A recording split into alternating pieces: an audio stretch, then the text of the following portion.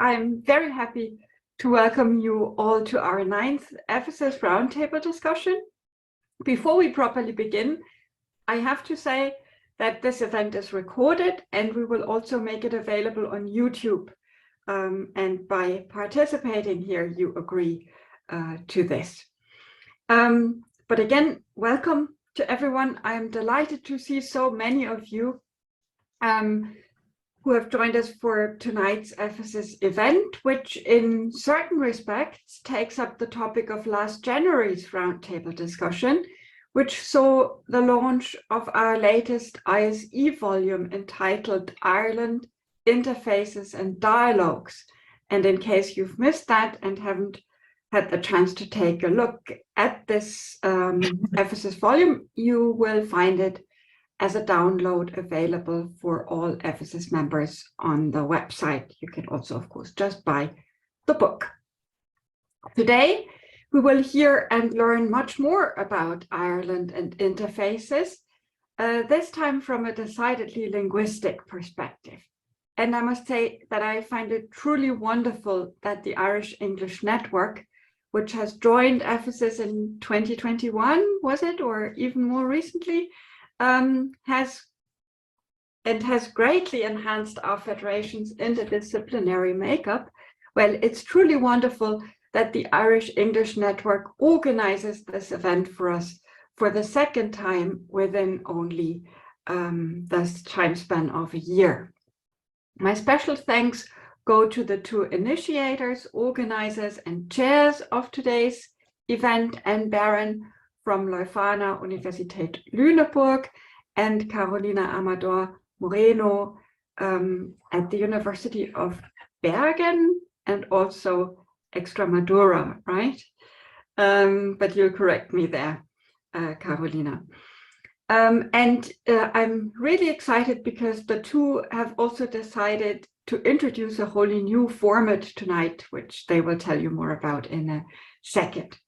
Also, I want to warmly welcome, of course, all the other active participants: Aidan, Doyle, University College Cork, Raymond Hickey from the University of Duisburg, Essen, and the University of Limerick, MacMathúna from University College Dublin, and Patricia, Ronan, Technische Universität, Dortmund.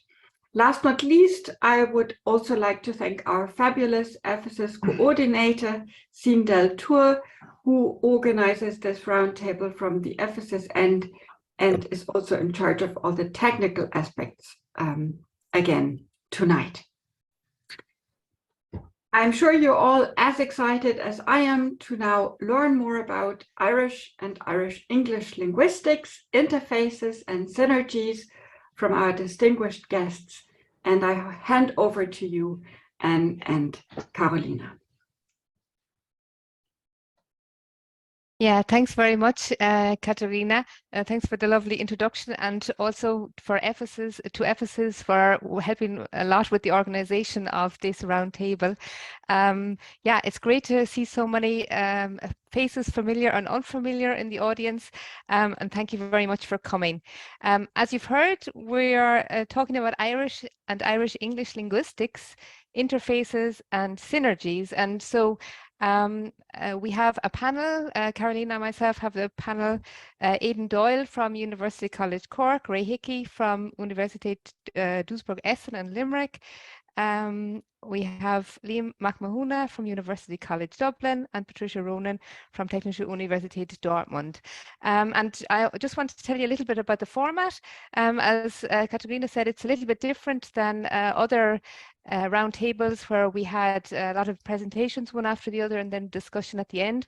What we want to do is really talk to each other so the panelists talk to each other about synergies and interfaces between the Irish linguists and the Irish English linguists, because there's not really much communication at the moment between these two groups, and we feel we have a lot in common.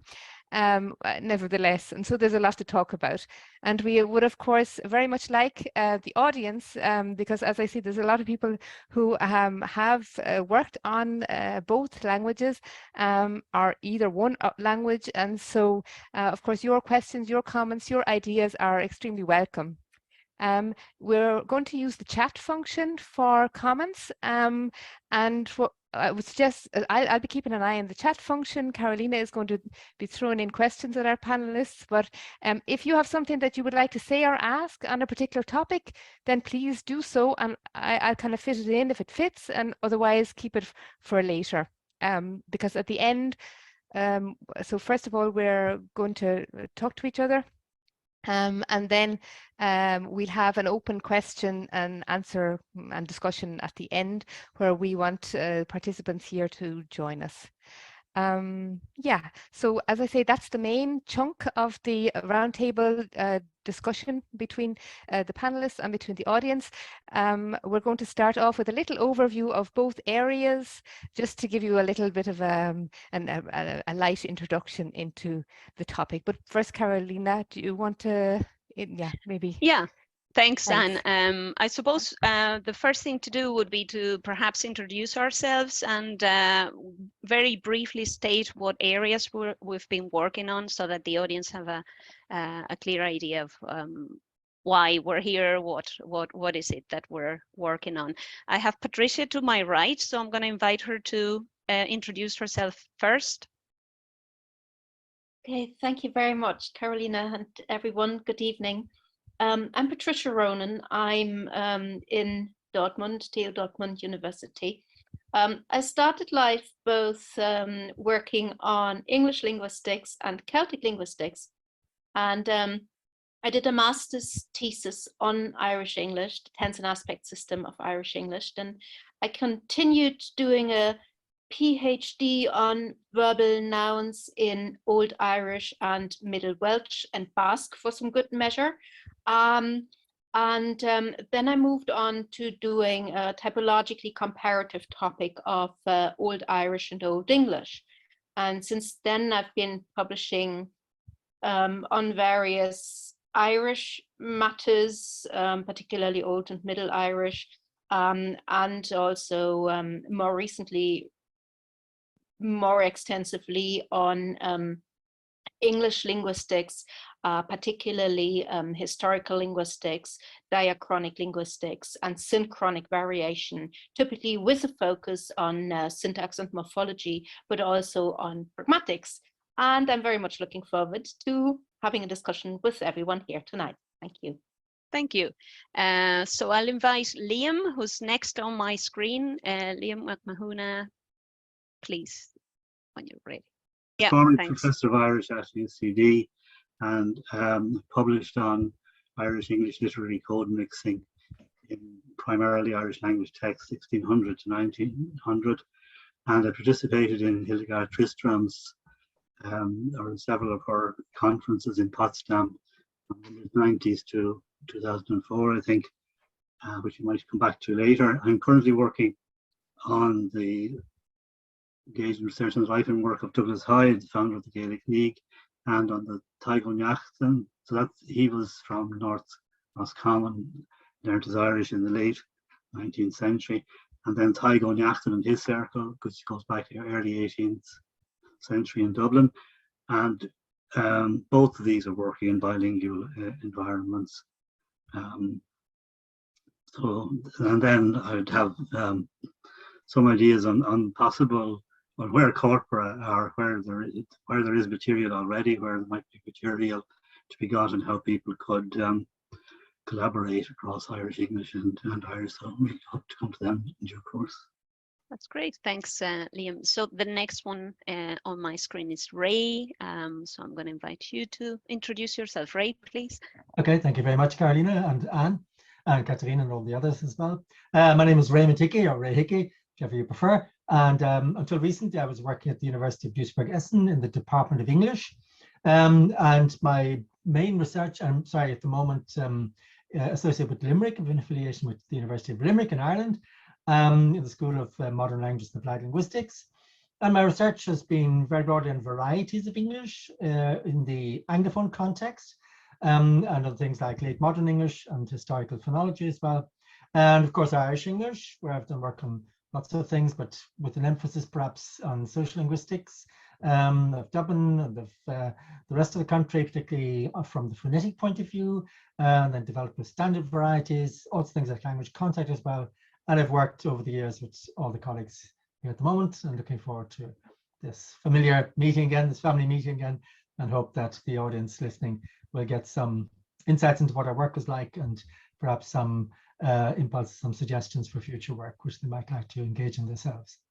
Great, thank you very much, Ray. And Aidan, I suppose, is the next on the screen. Aidan? Yeah, hello everybody, and thank you for the invitation. Most of my research until recently was about the structure of a synchronic analysis, I suppose, of 20th century Irish. But I've also become interested in the sociolinguistics of Irish over time and in contemporary society.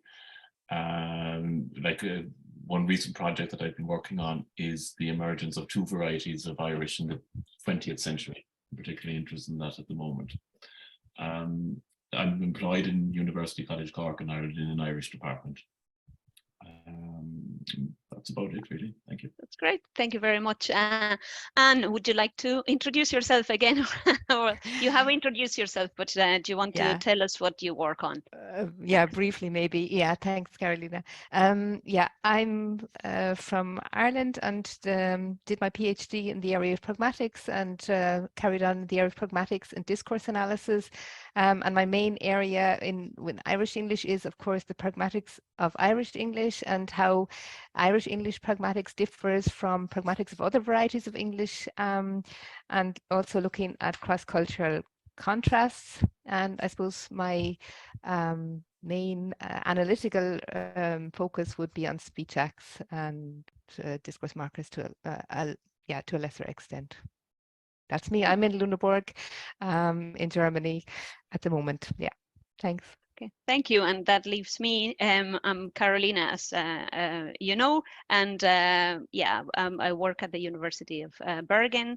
My area is Irish English. Irish English in literature is what I've worked on mostly, but also the historical development of the variety, and I've done a little bit on pragmatics and social linguistic issues affecting Irish English in particular.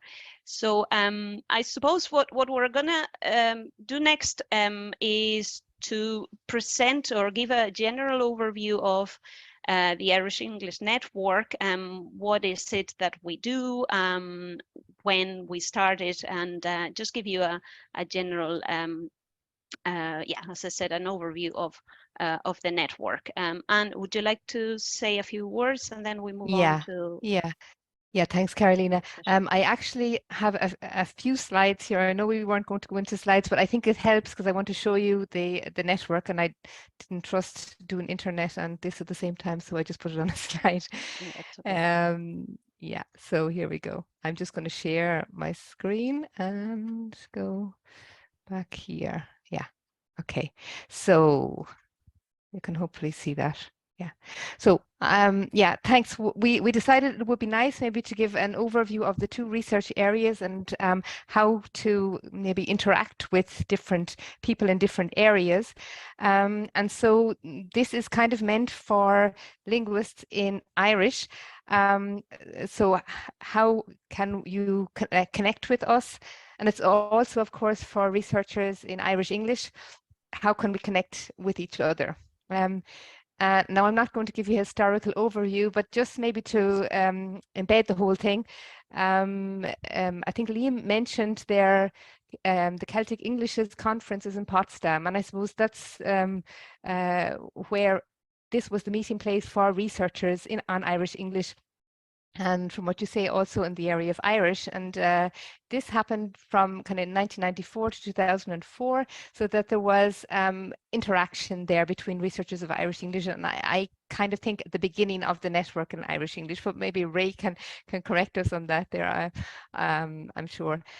And then in the 2010s, we had the Irish English, the New Perspectives in Irish English conference, which UCD put together. Bettina Miga and Maura Nicoscon. they're very much active, and this has been going on as a tradition in Irish English research, and this is kind of the meeting place of researchers in Irish English. We had a lovely meeting in Cork there in June of last year, and we're looking forward to going to Extremadura in 2024. So this kind of network of researchers in Irish English has been there over a long time.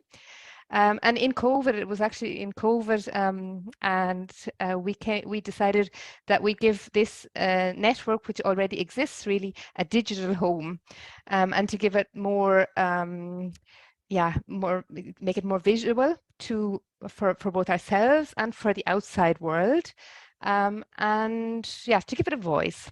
And since then we have an internet page, and we have a regular newsletter, social media presence. Yeah, and this has also given a voice to Irish English from the outside as well, because we're now, as Katharina mentioned, we have a formal affiliation with EFACIS, and we have Katharina is our representative on the EFACIS board. So yeah, so the network, I suppose, has grown in the last while. And this is the internet page that we have. We have 58 members on the signed up on the Irish English Network, and the newsletter is given to many more. And we're from all over the world. So there's many people in Ireland, but there's 13 countries of members on the list. I counted it today. So as you see, we're very international. And this is kind of the Irish English Net is kind of a place where you can go to advertise anything you're doing. You can see what's going on. We have information on conferences, publications, and members. And given that we're talking about synergies and maybe working together, the Irish linguists and the Irish English linguists, then it's of course also nice to see who is in the network. And so on this internet page, there is a list of members, and you can sort this by in different ways. So you can sort by name or by country, and you can also search. Now, today I just said, okay, I'll have a bit of fun and I'll put in contact for language contact. And I got a list of names who had written down that they are interested in language contact. As you see, Ray is among one of them here. And on the next page, you see some more, and Patricia is here. So it's maybe an easy way of finding people. You can also, of course, search for different things like Irish language. You can see there Patricia has Irish language also written, or we have Kate Allen, who is also Gaeilge written down. So it's an easy way of finding people. And then we have the online bibliography, the publications, where you can search by keyword, you can search by author, etc. And so it's also maybe interesting for people within the network, but also, of course, outside the network in our colleagues in Irish. And there is also information on corpora. I think that the word corpus fell there in the introductions. And so there is some information on those and some references.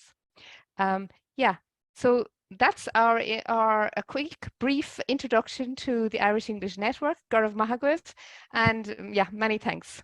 And now over to our discussion. Thank you very much. So as you can see, there's a lot done on Irish linguistics and Irish English linguistics. And what we wanted to do today was to just cross boundaries and talk to each other. So I suppose we could start by providing perhaps a general overview of Irish linguistic networking opportunities, and explore a little bit the communication channels that exist or have existed for a while. So I would like to first of all invite our participants today, to our panelists, to talk about the different conferences that exist, provide an overview of Irish language researchers from outside of Ireland. How do you see yourselves represented in this panoramic overview? Perhaps if we could focus on the opportunities and the synergies that Anne mentioned, we could start there.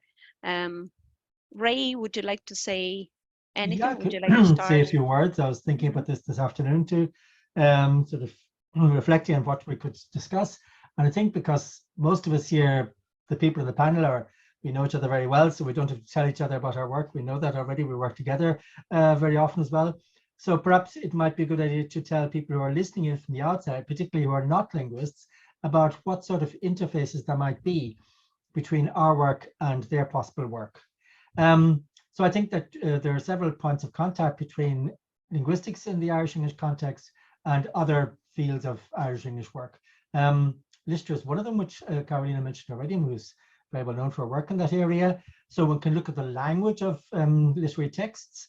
The question of literary value is perhaps rather secondary. More the question of the genuineness of the representation is the concern of the linguists. But there are many authors, of course, who have written using the vernacular idiom, either in plays, of course, where everything is in speech, or in the narrative sections of prose works, novels, novellas, short stories, etc. So that's one area where there certainly has been not much done, and where much more can be done. There also interfaces with pragmatics, with the use of language, which Anne, of course, has mentioned before, and which she is very active in as an area, and Patricia as well. So language and literature be one big area where there's a lot of interfacing between the work we do in Irish English linguistics and people outside of that, so it's outside of linguistics. Then the area of social linguistics, so language and society would be a very important interface again. That's more contemporary, though you should know, the others should know, people outside linguistics should know that there is a very active and burgeoning field of historical social linguistics, where people look at older texts which have been handed down through the generations, through the centuries, to perhaps come to some sort of, if not conclusions, at least some speculations about how society was organized in previous centuries and how it was structured, and the type of interactions which took place between the members of society.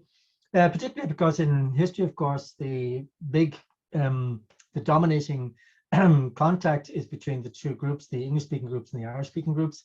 And that brings us then to other aspects of this contact phenomenon, language content itself. Now, the people outside of linguistics should know that there's a lot of work has been done on language content over the years by many people in this panel. But there's still more to be done, particularly in the area which Aidan mentioned as well, to what are called new speakers of Irish English, that is, speakers who are primarily native speakers of English, but who are interested in Irish or have gone to a Gael school and have acquired Irish through their school years, so in a relatively early period of their life, so are fluent speakers, but not necessarily the same as speakers from the historically continuous regions in the west of Ireland or the southwest, northwest of Ireland. So there's a lot of social linguistic work which is possible there.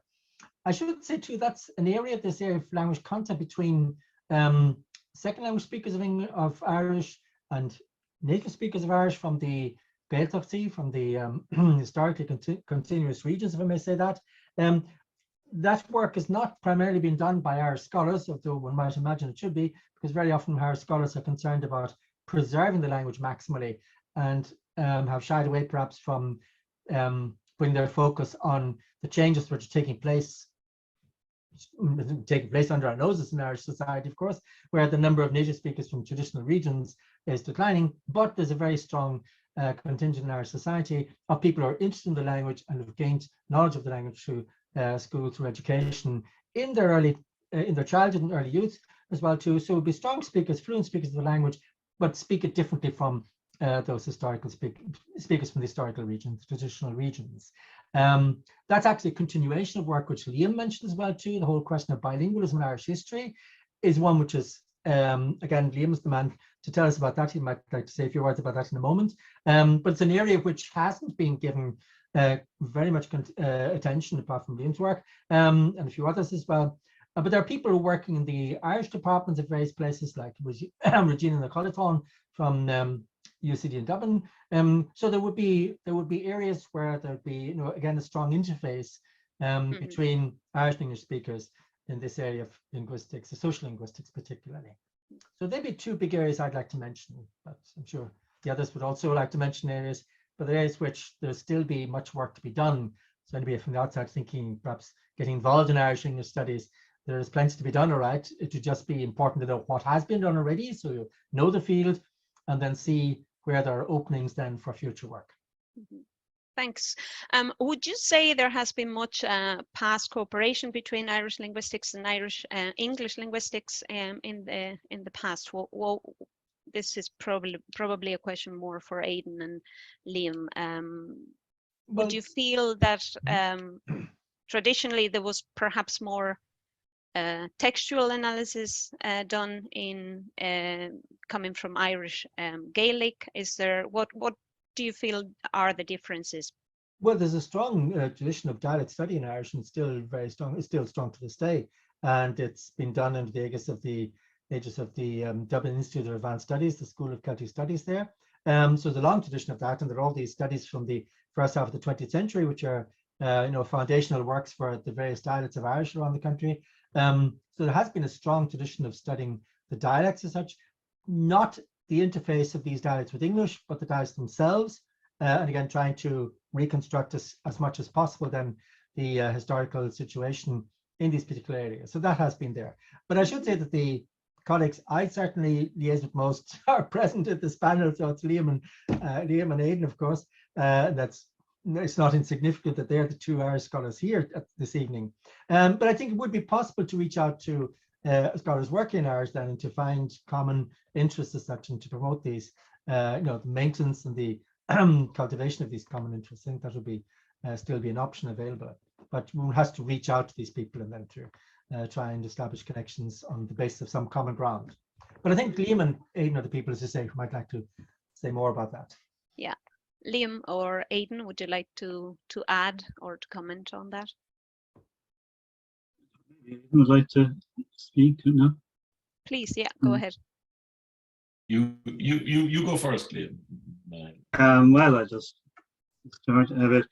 Yeah, I think people who are working Irish, I suppose, do tend to keep to themselves as well, and focusing, as Ray said, initially anyway, on the regional dialects. I'm not sure that there's that many people who have that as their priority anymore. I think the figure has dwindled.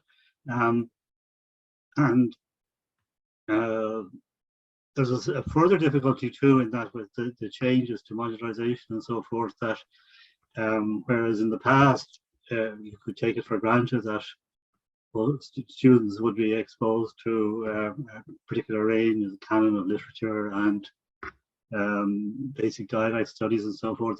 You really can't take that for granted anymore. And the interest that people have too has of course shifted naturally enough. And there's a lot of interest now in the revival period, and looking at newspaper columns. For example, you mentioned Jeannie Culleton and her students who would be doing that in North America. Matthew Knight is working on that, and so the revival period in Ireland and the United States and North America in general has got a lot of attention. Douglas Hyde's trip to America, for example, has been analysed closely, and there's a lot. And then Neil Buttimer has done the just recently published the Harvard catalogue, and there are a couple there of Hyde and Lady Gregory and so forth. So they're working or collaborating on plays. So there are manuscripts.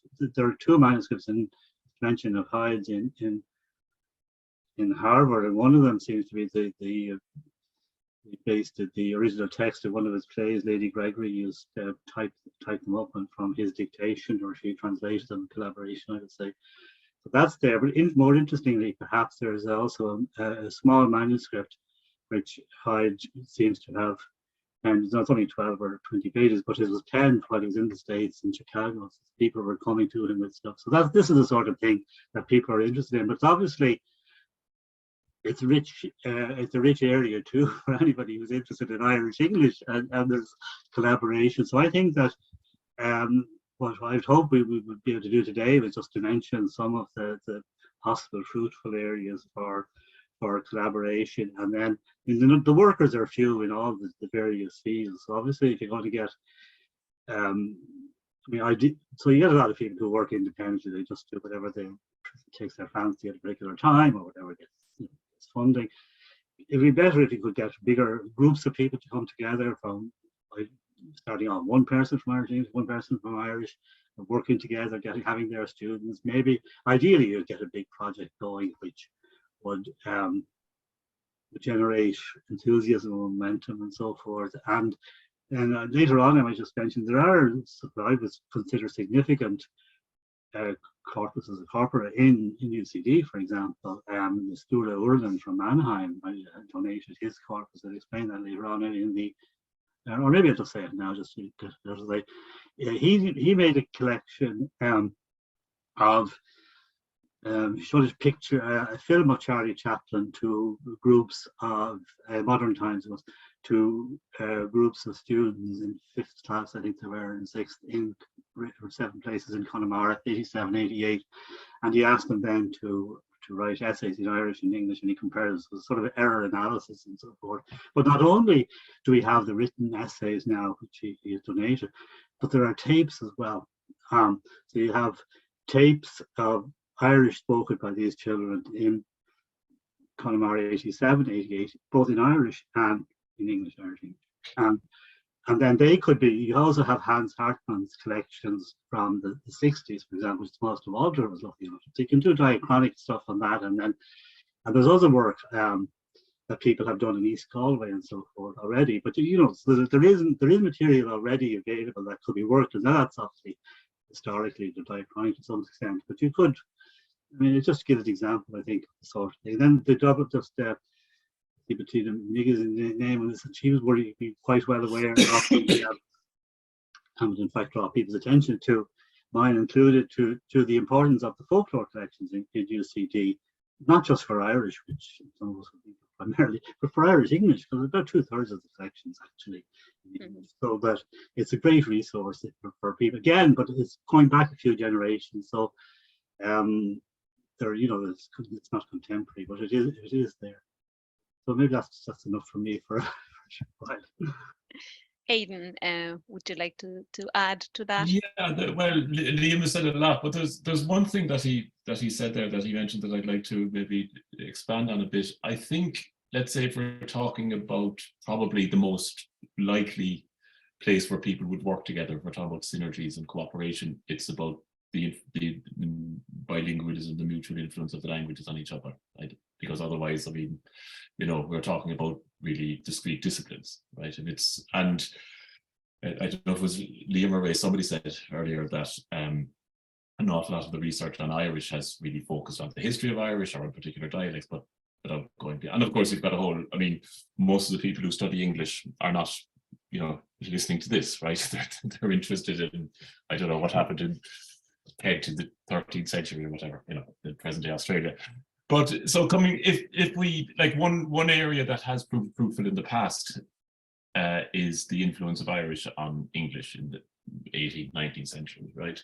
And I think really the only meaningful way that you could investigate that is, as Liam said, to have at least one person, one representative from Irish and one representative from English. I can, with no disrespect to anybody, I can't think of anybody in the world who would have sufficient expertise of the two languages to really see what's going on. Whereas if you've got two experts from either field, you can actually, I think, do a lot. And I think the problem has been in the past is that we haven't been working together at all. I mean, we might read something by somebody else, we might mention it in passing, but you don't actually get formal cooperation, and maybe this network could facilitate that in some way.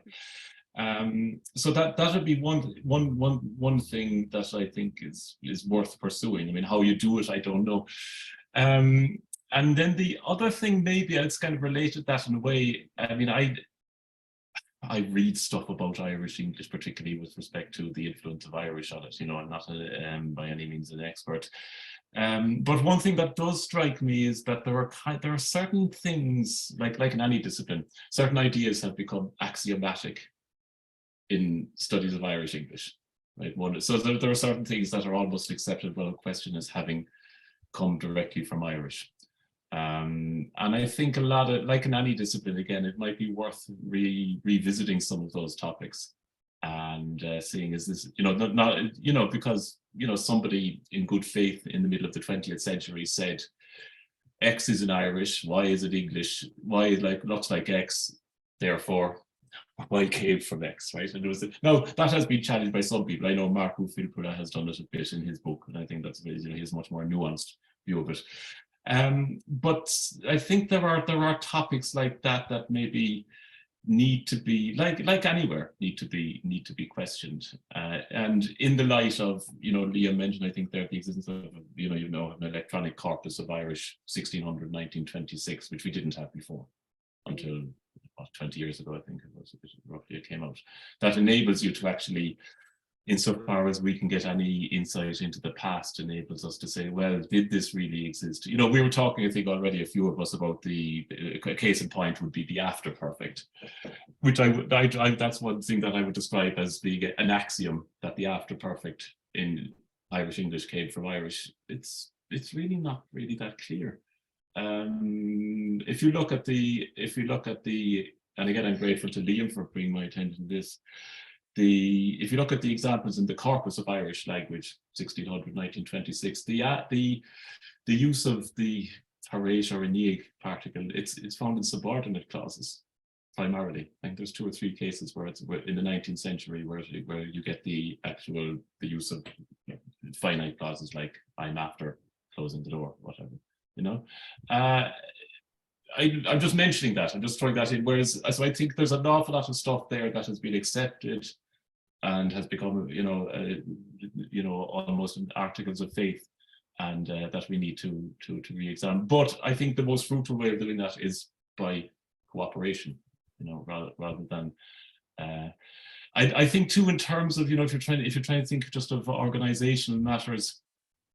I mean, I've just been looking at the list of names. There's, with some honourable exceptions, there's very few people here from the world of Irish language linguistics. And I think part of the reason for that might be the perception that, this is a different discipline. And there's also, I have to be careful about what I say here. There's also, I think, there's a kind of anxiety that if you do anything involving the Irish language, you're always going to be swallowed up by English, whether it's Irish literature. So if you write poetry in Irish and you go to a conference, you're always going to be outshadowed by the translation or by the 20 papers on James Joyce. And likewise with Irish language work on the Irish language, there's perhaps a slight anxiety that there's your network is primarily for the study of English. And that's always going to be problematic. So I mean, maybe if you're thinking about conferences and stuff like that, you maybe want to find a more kind of neutral framework if you want to attract people from outside English studies. It's interesting that you say that. There is, of course, that fear, perhaps, but since we universities and funding bodies more and more require that we work together and we join forces. Perhaps it's time to kind of overcome that fear and take a step further. We'll be revisiting some of the topics that you've brought up, but I want to invite Patricia as well to add to the discussion in terms of, as someone who has worked both on Irish Gaelic and Irish English. I want to hear, what do you think are potential topics for future synergies in research? Yeah, I saw a clapping hand from Ray. Was that supposed to be a clapping hand, or did you raise your hand? My hand, yeah. Could I just, before we leave the topic that Aidan is talking about, if it's not impolite to Patricia, just say 1 or 2 words about that very, very briefly? Sure, go ahead. I thought you were actually approving, you were clapping at... well, I was approving, yes. I do approve what Aidan was saying, certainly. I just want to say in language contact studies, we have a much more nuanced view of how the contact process then proceeded and how then transfer proceeded from Irish to English, and it went in both ways. So I think there's much more nuanced views today. So what you were saying was true certainly in the mid-20th century, people like Bliss and Paul Henry and that, but that has changed considerably in recent years. But I think one of the difficulties, I agree entirely what you're saying about the problem of getting people from each discipline to work together. one of the difficulties, of course, is institutionalization, that Irish is institutionalized as departments of Irish in every university. And we don't have departments of Irish English, so to speak, and the departments of English don't have sections for linguistics. So very often the people working are actually working out in Irish English, are working outside of Ireland. Just look at this panel at the moment. So that's an additional problem, or an issue at least, not a problem, an issue. But what we did have in the 1990s with, into the early 2000s with Hildegard Tristram, was a very fruitful cooperation between people in Irish and people in English. And people like Alva Corran and I don't know, Seamus MacMathúna and others did actually come to these conferences, and we had lots of very fruitful discussions and engagements with these scholars at that time. Most of them are retired now, but nonetheless, there was that cooperation there. So I think it is possible, certainly, but we need some sort of umbrella organization like conferences. And perhaps with NP 8 and Catalyst, we could reach out to the people in Irish studies and try and encourage them to come and engage in discussions with us. So that was very briefly. So indeed. Patricia, Do you want to give a bit more background on the Potsdam conference for those who are not familiar with Irish English and Irish linguistics in general? Ray? Yeah, I can briefly, yes. Hildegard Tristram, who was unfortunately passed away a few years ago, was a German scholar of Celtic studies to begin with, but she worked in the English department, was also interested in English and English studies. And she had, when she moved to Potsdam, she organized a number of conferences called Celtic Englishes, and there are 4 volumes produced. She was very resolute and productive person and good at organizing others to contribute to volumes, which she then published. And she managed to get people from both quarters, so to speak, from the Irish camp, the Irish language camp, and people working Irish English like myself, or John Clark, I see, is among the listeners here this evening. He was also involved in that. So there was actually quite a considerable, there were considerable exchanges, then fruitful exchanges between the people in Irish, the people in English at that time for these conferences. And it may be that perhaps the Irish community, the Irish scholarly community, felt that with then Tristram's work that there was no continuation of that. So it's certainly something which can be picked up again. And of course, it's very much connected to individuals. You have to find individuals be prepared to, to come and talk to us and tell us about their work. And I can only say I agree entirely with what Aidan was saying. It's what you need for good scholarly work is experts from both areas then to come and cooperate together. Because otherwise we'll miss things in Irish and they'll miss things in English. So there should be a synergy between people from both fields then to get the maximum degree of accuracy and coverage in our work. That might be something, I don't know, Patricia, is that something that might be interesting in future? Because I seem to remember the format was very interesting as well in terms of what it required. It was more like a seminar. People had the papers were exchanged beforehand and read, and then each paper had a respondent, and people actually contributed to the debate. The format was very interesting. Yeah, indeed, the format was very interesting, and the conferences, as previous discussants have already said, the conferences were also very well organized, and they were very generously supported at the time by the Department of Foreign Affairs as well. So the participants got reimbursements of their travel costs, which I don't know if that would still be possible, but it definitely helped to bring very many participants in. Yeah. Indeed, it was a format in which it was very rigorously enforced that you submit your papers in good time so that they could be distributed and then be read by everybody at the conference in an ideal world. And there were indeed respondents who in particular responded to those papers which had been pre-submitted. So that of course meant that already at the conference one could immediately enter into discussions on the papers, and people were, in an ideal world at least, were well prepared to make comments on those papers. In reality, it is of course a work-intensive format, and I think pressure in academia has been rising during the last decades or two. So perhaps not everybody would be entirely comfortable engaging with a large stack of pre-publications, as it were, before a conference. But it would be brilliant if that could be done. But I think even more urgently, or even more brilliant, it would be if we could just revive the format. And I think this is really something that we should, that I would like to see happening, that we revive the format of bringing together scholars in Celtic. And indeed, as you said, it was scholars of Irish, Old, Middle and Modern Irish, but it was also scholars of other Celtic languages. We used to have people as well who used to work on Welsh and even on Breton, because very often, of course, the typologies and the structures of the Celtic languages are similar. And the contact phenomena, which we find in the different contact varieties of the majority languages, be it French or be it the English in Wales or the English in Scotland, would be very similar. And that, of course, it's also very interesting if we've got typologically different languages like French and English, and they show similar phenomena due to the contact with the Celtic languages, which must come from somewhere then.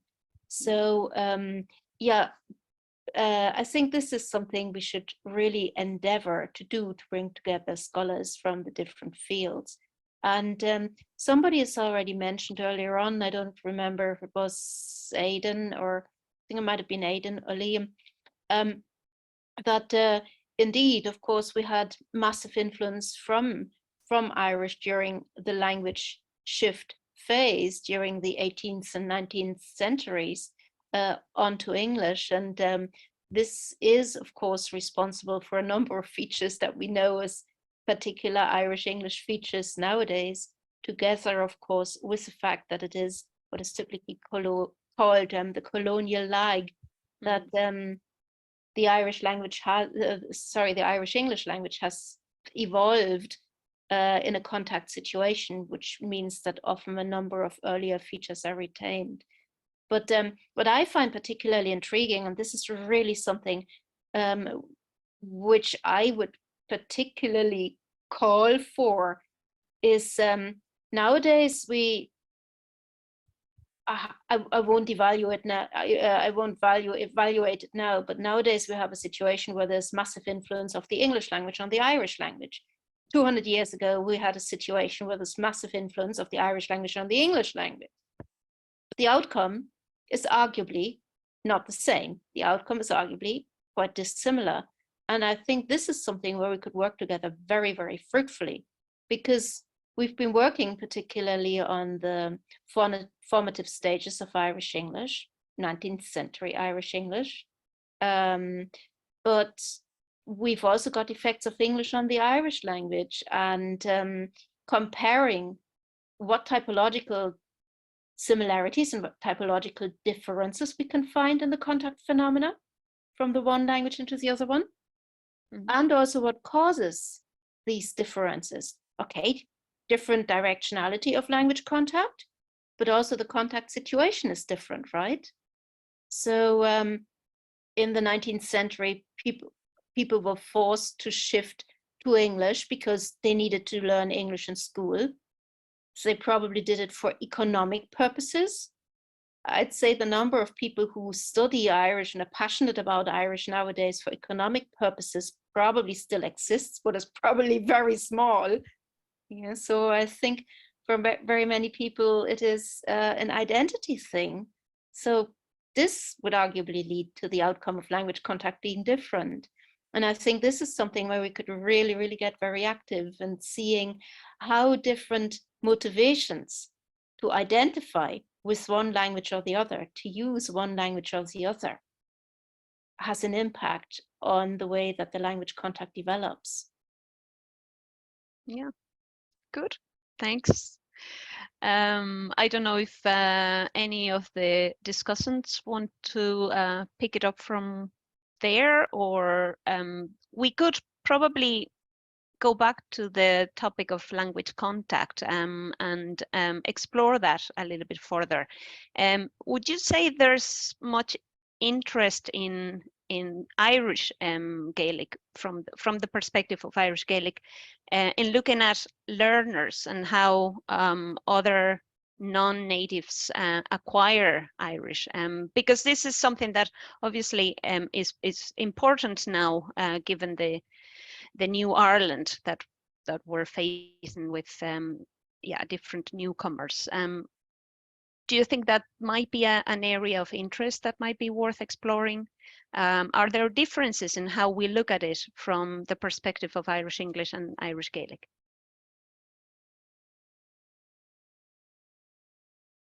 I don't know if Anne wants to.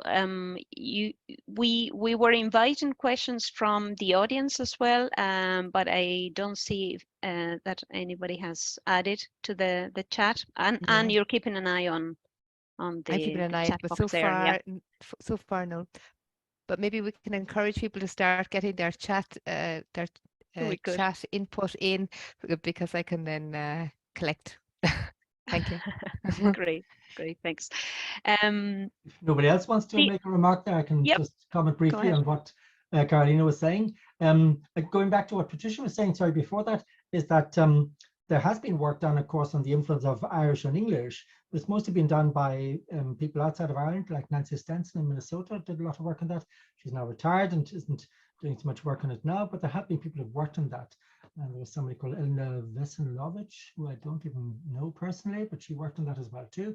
But it's a very fruitful area to look at it, particularly from the point of view of not just the social linguistic situation, which Patricia mentioned, of course, but also from the typology of Irish. The structure of Irish then permits certain types of transfer, which in the opposite direction wasn't possible in English. Things like phrasal verbs, or flooding the Irish language, and all sorts of structures which are definitely not Irish, but which are directly translated from English. So from a typological point of view, that's interesting as well too. And there are lots of people outside of Ireland working in language contact. It's a big field, language contact. So there are possibilities of exchanges there too, with people working in language contact in general, with other languages perhaps, and to see to what extent their situations might be comparable to the Irish situation. So again, that's, we could expand the horizon there certainly to include scholars outside of Ireland. And on the question of the new speakers of Irish English, the people who are not born in the traditional regions, John Walsh in Galway is working actively in that. So there are people in the Ort na Gaeilge there, the Department of Irish. So there are people working in Irish departments looking at that. Tiger Heffernan as well too, has worked in the social linguistics of present-day Irish. So there are people working there in that area, which be good to reach out to and see if they might be interested in cooperating with us on different ways and different levels. Yeah. Can I just sorry, I think John Kirk, you wanted to, John, hi. You wanted to get in on this discussion. Yes, hello. Hello everybody, and it's great Hello. to be part of this discussion, and I agree with a lot that's been said. And the interface, sort of presupposes that there's action on both sides, but experience has largely shown that between the two camps, it's been the Anglicists that have made the moves, that they've seen the importance of looking at Irish influence on Irish English and invited any Celticists to join them. It has rarely, if ever, been the case that the Celticists have started the dialogue and invited Anglicists to join them. But that's not to say that Celticists have not spoken in Irish English. What is striking is that on certain topics where, as it were, their backs maybe have got riled, and Aidan says some topics are axiomatic when perhaps they're not. There was a shining example of the after-perfect at Potsdam when Bertie Corain got involved when I did a debate with Kevin McCafferty, and these articles got published. Dermot O'Shea got riled about the past tense of the present perfect. So he got involved, and people started quoting him. There have been outstanding individuals on the Celtic side. P.L. Henry, we know for his study of Roscommon English, but he became reader in Irish at Queen's before he took up his chair in English language in Galway. So there's been certain individuals, but I think what we're about is more to systematize or institutionalize the mechanisms for enabling these interfaces to take place. And Potsdam certainly was outstanding in this regard, and Patricia's outlined very clearly the advantages of the method of distribution of papers in advance, so that effectively it was massive peer review that happened over these hours of discussion in Potsdam. And if anybody could revive that, I'd champion it. I'm too old now to try and do this in Vienna, but somewhere somebody should try and take it up. And I would be convinced that Foreign Affairs might be willing to continue the funding. We even have the president of Ireland, Higgins himself, in our department last year, giving a lecture and championing these type of relationships. So possibly from top down, there could be support of this. But I think there are other problems in systemicizing things.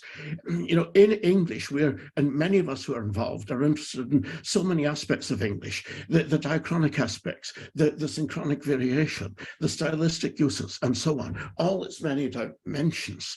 Whereas what I find in Irish for some scholars is simply Old Irish. The older the better, the more Irish, the purer the better. And somehow they don't want to be contaminated with the issues of the present day. And what passes them by is this theoretical underpinning of all our arguments that have emerged over the last 50, 70 years that we couch all our arguments in when we're discussing Irish English. That passes them by.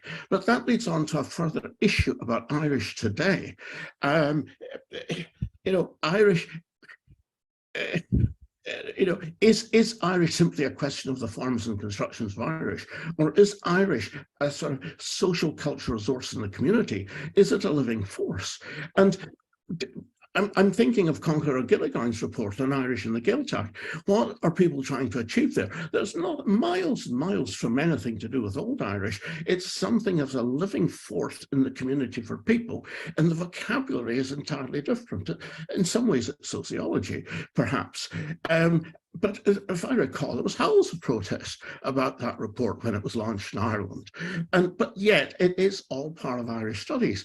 And I would think there would be a connection, a kind of interface between, you know, sustaining a language in the Gaeltacht in the present day with the ways English is being sustained, so-called New World Englishes, in certain L2 communities, or even other communities where English isn't even a language of official state. I think there's commonalities of thought that would be possible in these areas. Now, one of the reasons this doesn't happen so readily in universities is that whereas we are safe in large departments of English, Celtic is not everywhere. It's not as divided as prolific as English, but then it's hidden within Indo-European studies or old Germanistic studies. In Vienna, there's a course in Irish. Somebody's hard for the purpose, but it's hidden within Indo-European studies, as it used to be in Bonn and elsewhere. Margaret might have a separate department that gives it some visibility, but it tends to be lost in Indo-European, lost in actually philology. It's seen as a philology, seen as forms and constructions and how these developed out of the language of literary texts in the past, not as this living force that Conquer and others are trying to establish in the Gaeltacht. So, you know, somehow we need to get at the diversification of Irish, all the dimensions of Irishness in studying that language. Donald Will had his mind around all these issues, and again, it resulted in an outstanding individual, did his PhD in Michigan under a leading linguist there, and sort of crossed both sides and could bring in the more theoretical linguistics to the Irish that he was doing. So, you know, I'm happy to think all these issues through and help wherever I can, but so let's see where we can get to today. Thank you. Thank you very much, John, and it's great to see you. Thanks for your contribution. One thing that has been mentioned already, and if we look back and compare, just going back to what John was saying there, and I think Aidan mentioned as well, one way in which we have moved forward, and when we compare how Irish studies and Irish English were conducted in the past, is now we have the availability of corpora, as Aidan mentioned earlier, and that's a big step forward, obviously in every field. But the approaches to data, I suppose, have been different in both fields of study, in Irish English and Irish linguistics. Now that we have new materials available to researchers and to students, how do you see the way forward, particularly from the Irish linguists? How do you think we'll be able to communicate better and perhaps collaborate and look at comparative data or conduct comparative analysis in future. So we've got dictionaries that have gone online. We've got the new corpus for Ireland, which is now available as well. Do you think that will be something that will students might in future be able to tap into and perhaps draw comparative analysis? I think the problem is that I mean, the people in this room, we're not typical of just of universities. I mean, John Kirk has kind of said that already. Like the student, let's say student, like a graduate student of Irish, by and large, they're not interested in English. You know, or I mean, they might be, and I don't want to generalize, but by and large, it's not really part of their, you know, their background, of their range of interests. So if they're going to, let's say they're going to a doctoral student, they'll be directed maybe to, I don't know, discussing some aspect of an Irish dialect, or something like that. But I mean, this is really outside the realm of this discussion in a way. It's to do with Irish society. There is a kind of an opposition between camps, and it's you know, it's. I mean, John kind of adverted to it in some of the things that he said. It's a bit more than just the academic issues. It should be just about academic issues, but it's a bit more than that. So, yeah, I mean, there are these resources, but whether that's, I mean, that might mean more work on some aspect of Irish, but I don't see how it would really, I'm sorry, I don't want to be, you know, I would like to be positive about this. We're looking for synergies and areas of research. But I mean, one thing that occurred to me is there's going to be a conference in June in the Royal Irish Academy in Dublin on, it's called Teangolaíocht na Gaeilge, the linguistics of Irish language, right? It's a sporadic one. It happens every so often. You never know exactly when it's coming. It's not a regular. And that happens every so often, and it attracts maybe 20 people from in the whole world who are interested in this or give a talk, you know, depending on competition. And then last year we had a conference that I very much enjoyed, the one in Cork, your conference, if you like. I'd never been to it before, but again, it's small. And maybe given the fact that there's so few people in both of these fields, really, you know, if you consider the whole of English studies, this is a fairly small niche, I'd imagine, within that. You know, would it be possible to have something on the languages of Ireland, where, you know, and that would involve a bit of ecumenism, I think, in the sense that, you know, it might involve me sitting through a paper on some obscure aspect of Middle English, right? And it might involve you sitting through papers on Irish phonology, right? That you're not really that fascinated by. But, you know, I think given how few the laborers are and the resources and everything, there might be, instead of each of us having our separate, because, you know, you're not going to get, if the conference is on Irish English, you're not going to get people working on Irish to go to it by and large. It's just because they've other, you know, conference funding is limited, and you know, they have other prior, and vice versa. I mean, by and large, if you're working in an English philology department and your interest is English, Irish English, whatever, you're not going to spend your whole travel grant going to conference in Irish. But if there was something, as I said, that was, I think maybe, John, didn't you have something like that in Belfast at one stage as well, where you had, I mean, I remember going to one about 1999, 2000, where it was just about the languages of Ireland. It wasn't. That's right. It wasn't confined to Irish or English. So that might be a way. And then, you know, as somebody said, you know, if you can actually get everybody into the same conference space, they might start talking to each other. You know, they might actually discover, oh, that's interesting, or gosh, I never knew, or I didn't know so and so was working on that. You know, so yeah, that's just a reaction to your question. Which, in a sense, it's what has been happening as well in terms of literature, Anglo-Irish literature and linguistics. And this is how we started kind of communicating through EFACIS. And we'll go back to that before we close. I see a raised hand. I see Bettina. Yeah. Hello. There, How are you? Hi. Sorry, Bettina, sorry to butt in here, but I'm just looking after the chat. There's a few people in the chat who have been kind of waiting. So maybe just go ahead, Anne. Yeah. Elena, oh, who's going to talk? Sorry, Bettina. I have a few people in the chat who have been waiting. So can we get you in one take? Yeah, thanks. Yeah, no problem. Sorry. It's just Elena Parina wanted to say something, and for the last 10 minutes, so I think even more. So maybe, and I think you wanted to say something about two different areas. So maybe we can invite you in now. Yeah, thank you very much.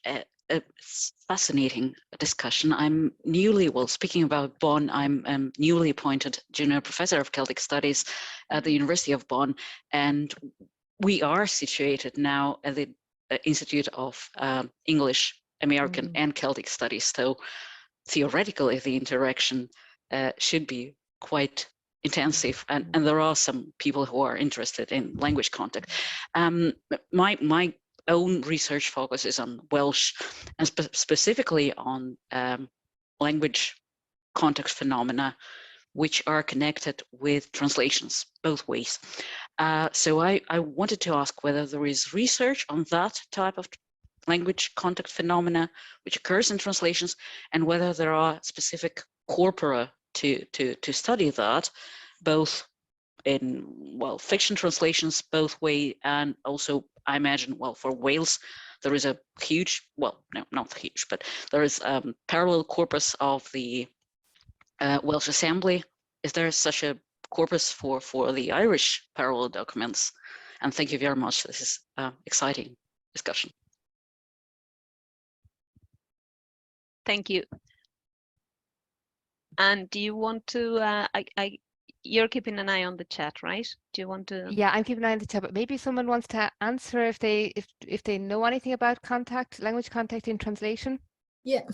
Oh, you do. Okay. Okay, Katharina, yeah. I just wanted to briefly say there is work in Ireland on this. I've actually attended two things as part of we edited with Gisela Hoftler a book on Ireland in the European Eye, and as part of that there were was it Eamon O'Kisson? He looked at the role of other European languages, including English, as well, in Irish texts. And there were also people in Galway. I can't remember now who it was. Maybe Liam, you would know. Who was talking about the other way around. And so there are things, but that is people looking at what kinds of translations exist for Celtic language, specifically Irish, and also how this is dealt with. But it's very much from a kind of sociolinguistic perspective, but they would be very interesting to look at. So it's written data. I'll just add to that the main character for main scholar for translation studies in Ireland, of course, has been Michael Cronin, who's done a considerable amount of work on that. He's very busy at the moment. He's got a chair for French. He's also got several other positions, I believe, or I know from him. So, but he has done work, and to be a good starting point to look at his work, perhaps. There are also individuals here and there, like Kathleen Shields and Maynooth has done work on translation studies.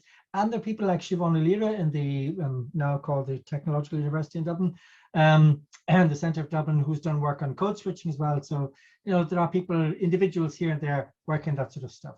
No, there was also a big project somewhere that was based, I think, in Galway, right. Because I remember both of them talking. On the one hand, there was Eamon and two other people at that event, and then there was also that person from Galway. So there is a bit like more in terms of larger projects as well. Mm-hmm. Just to briefly get back to an earlier point, was that it seems to be one way of being positive would be maybe to bring people together and they will speak on what relevance, let's say Irish people working primarily in Irish, what relevance they have found that English had for their work. I mean, I couldn't answer that, obviously. And other people would be in literature, for example, you'd say, oh no, Tourish was a bilingual writer, Brendan B. And I mean, there are lots and lots of them. And Hyde and so forth. So I think if you sort of framed it in that pot, that would be a good starting point to see where it actually has been beneficial and where it is relevant. And then to build on that, I think that would be. Yeah. I mean, you can definitely find people in that area. Yeah. Just to build on that, I mean, there are lots of writers, as Liam's mentioned, like Flaherty and that, so who bilingual, wrote in both languages. But to get back to a point which Aidan made earlier on, this whole question of institutionalization of Irish scholarship has been to put a dampener on the exchanges between people in English and Irish, because people only work in Irish and generally don't communicate very much with others, because they're scholars as students, do degrees in Irish, do all their work in Irish, and then of course they don't have any contact with languages beyond Irish in an academic sense, at least. But there are new universities, or newer universities like Limerick and that, which have sort of schools of modern languages where people have more contact with the people doing Irish, or contact with people doing English, and where you'd have several subjects. So they might be the sort of locus where people could arise out of, would be interested in both Irish and English, rather in the strictly institutionalized conventional, well, traditional universities where there's been a department of Irish where people just do Irish, and then obviously don't have the academic contact with English, although they're usually English speaking, native speakers themselves. So perhaps what are previously then the Institute of Technology, where they also have usually a combined department of modern languages, where people would have had from their own studies then contact with others in other languages.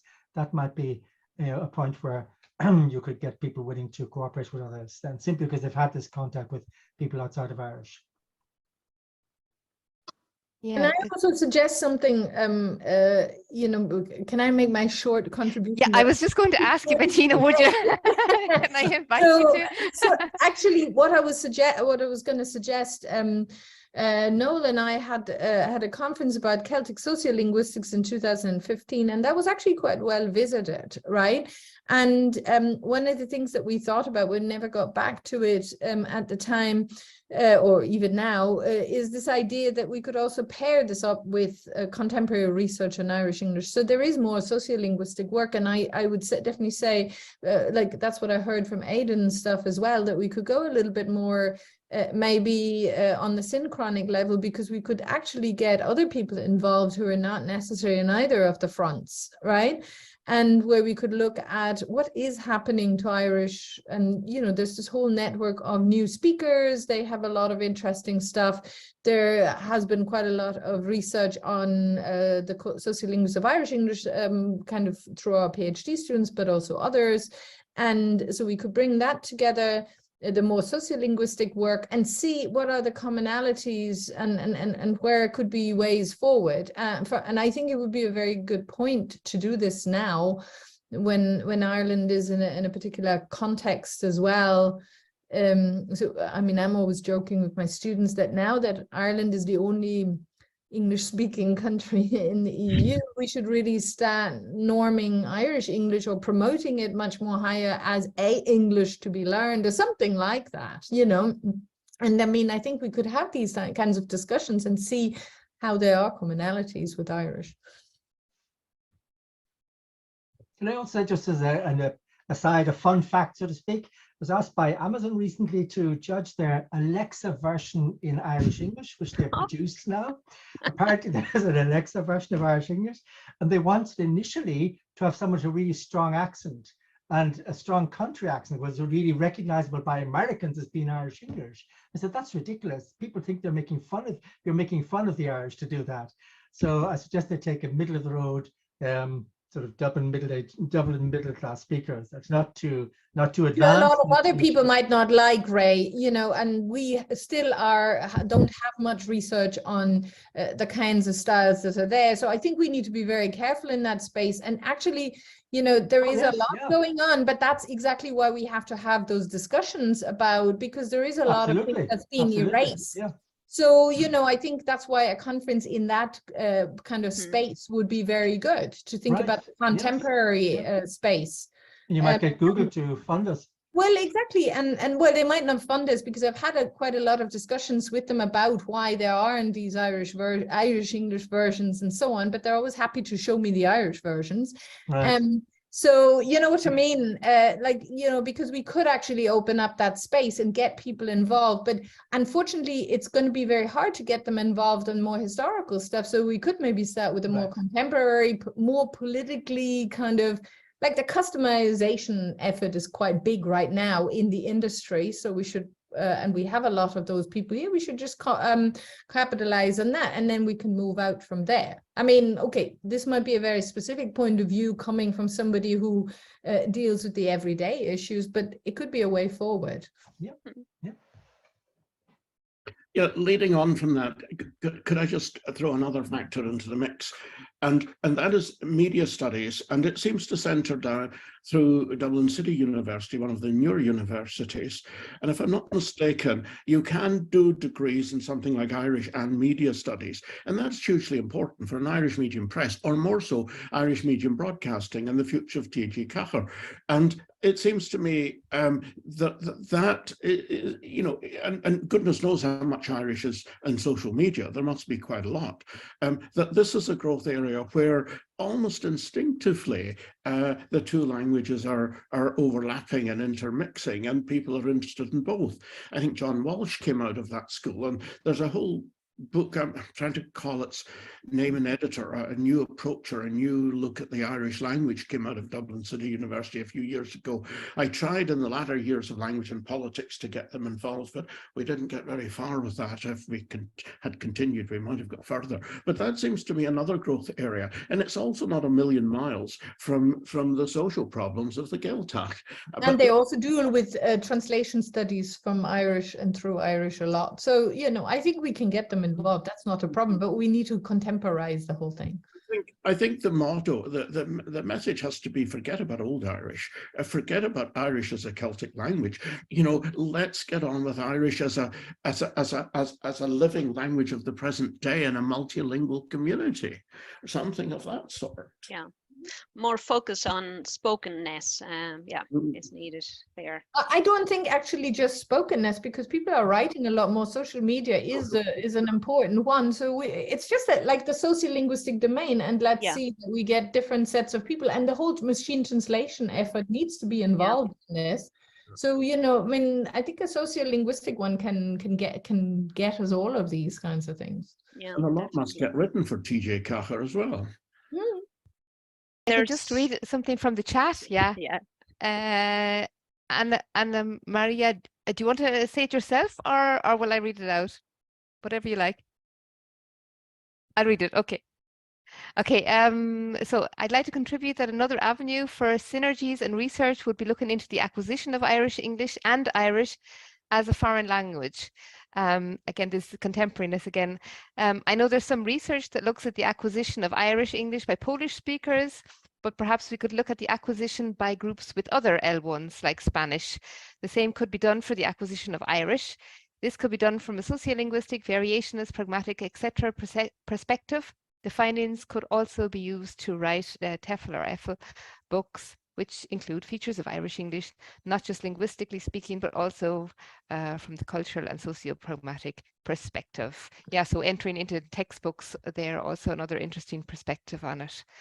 Okay. Bettina, sorry, this connects with what she was saying about perhaps, you know, taking a stand for Irish English in Europe now, you know, and perhaps using that and creating new textbooks for people who actually need to acquire Irish English and Irish, not just Spanish speakers, perhaps Ukrainian speakers as well, you know, or people who just, you know, arrive in Ireland and need a job, and they need to learn about these cultural and socio-pragmatic rules that nobody really tells us about. And you kind of have to learn them as you go, or you attend a language school. And, you know, it would be a good idea to have a textbook where you're actually using exercises that include these things that we as linguists study. But then, you know, sometimes that doesn't really transfer to foreign language students, maybe. Thank you.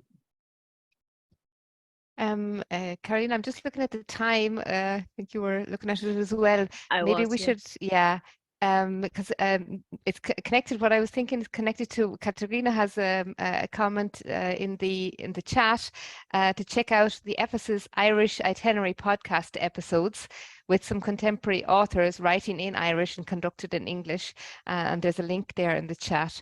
There are many different examples, so people might be interested in that. And maybe we could go from here to talking about EFACIS and what role EFACIS might play in this whole picture.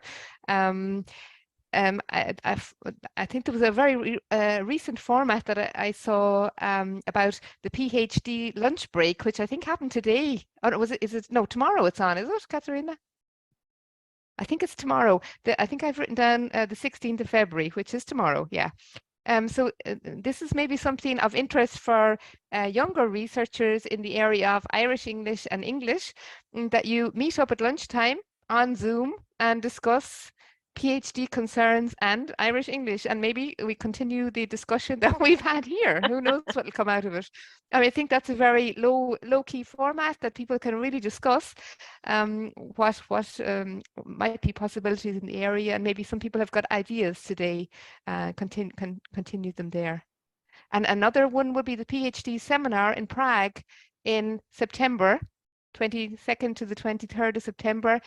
PhD students who would like to attend together. Katharina, do you want to come in here?